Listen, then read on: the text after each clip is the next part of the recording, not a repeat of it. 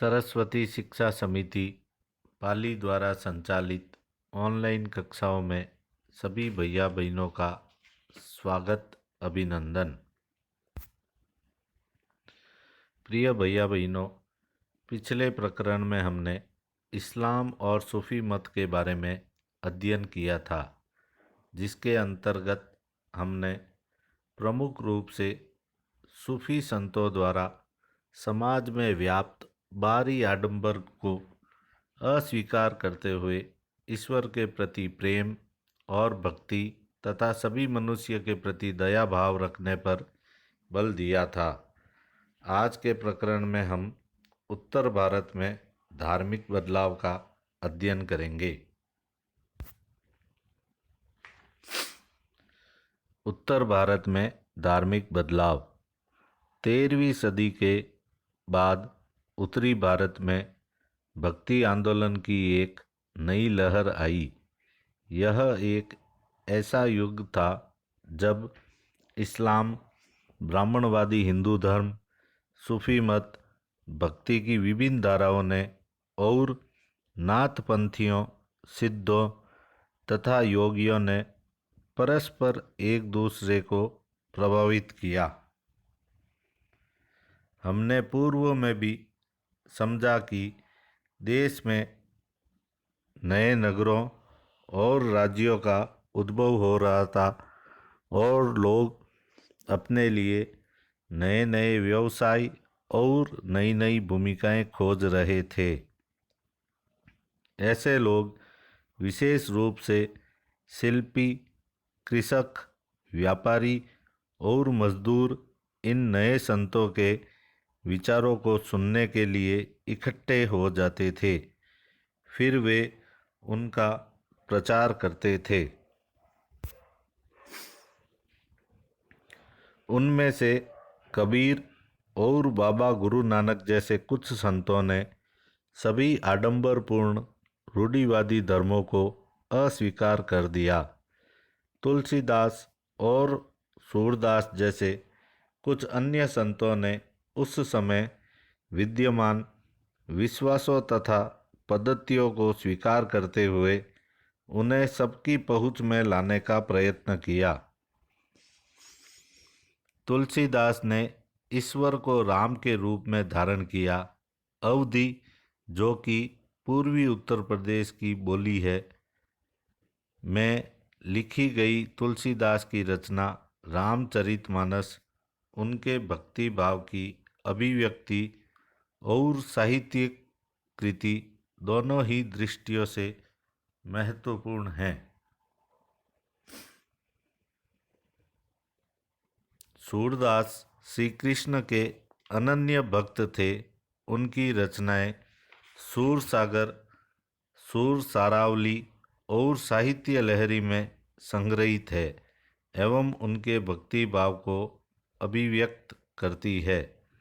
असम के शंकरदेव परवर्ती 15वीं शताब्दी, जो इन्हीं के समकालीन थे, ने विष्णु की भक्ति पर बल दिया और असमिया भाषा में कविताएं तथा नाटक लिखे। उन्होंने ही नामगर, कविता पाठ और प्रार्थना गृह स्थापित करने की पद्धति चलाई, जो आज तक चल रही है। इस परंपरा में दादू दयाल, रविदास और मीराबाई जैसे संत भी शामिल थे। मीराबाई एक राजपूत राजकुमारी थी जिसका विवाह 16वीं शताब्दी में मेवाड़ के एक राजसी घराने में हुआ था। मीराबाई रविदास, जो अस्पृश्य जाति के माने जाते थे, की अनुयायी बन गई। वे कृष्ण के प्रति समर्पित थी और उन्होंने अपने गहरे भक्ति भाव को कई भजनों में अभिव्यक्त किया है। उनके गीतों ने उच्च जातियों के रीतियों नियमों को खुली चुनौती दी तथा ये गीत राजस्थान व गुजरात के जनसाधारण में बहुत लोकप्रिय हुए। इन संतों में से अधिकांश का विशिष्ट अभिलक्षण यह है कि इनकी कृतियाँ क्षेत्रीय भाषाओं में रची गई और इन्हें आसानी से गाया जा सकता था, इसलिए ये बेहद लोकप्रिय हुई और पीढ़ी दर पीढ़ी मौखिक रूप से चलती रही। प्राय इन गीतों के प्रसारण में सर्वाधिक निर्धन, सर्वाधिक वंचित समुदाय और महिलाओं की भूमिका रही है। प्रसारण की इस प्रक्रिया में ये सभी लोग अक्सर अपने अनुभव भी जोड़ देते थे। इस तरह आज मिलने वाले गीत संतों की रचनाएं तो है ही, साथ साथ उन पीढ़ियों के लोगों की रचनाएं मानी जा सकती है जो उन्हें गाया करते थे। वे हमारी जीती जागती जन संस्कृति का अंग बन गई है। चैतन्य देव 16वीं शताब्दी के बंगाल के एक भक्ति संत। इन्होंने कृष्ण राधा के प्रति निष्काम भक्ति भाव का उपदेश दिया। शंकर देव की भक्ति का सार एक शरण नाम धर्म, एक सर्वोच्च सत्ता के प्रति समर्पण के नाम से जाना गया। शंकर देव की शिक्षाएं भगवत गीता तथा भागवत पुराण पर आधारित है। उन्होंने ज्ञान के प्रसार के लिए सत्र या मठों की स्थापना को प्रोत्साहित किया। उनकी प्रमुख रचना में कीर्तन घोष शामिल है। भक्ति संतों का एक महत्वपूर्ण योगदान संगीत के विकास में था। बंगाल के जयदेव ने संस्कृत में गीत गोविंद की रचना की, जिसमें हर गीत एक विशेष राग और ताल में रचित है।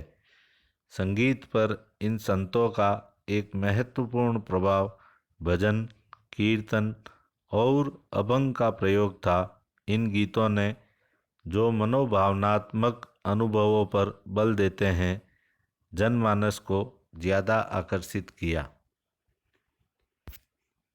प्रिय भैया बहनों, कक्षा कार्य के रूप में आप इन 5 प्रश्नों के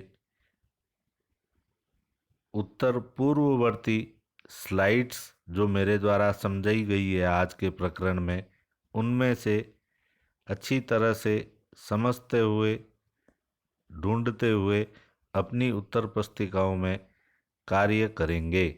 धन्यवाद।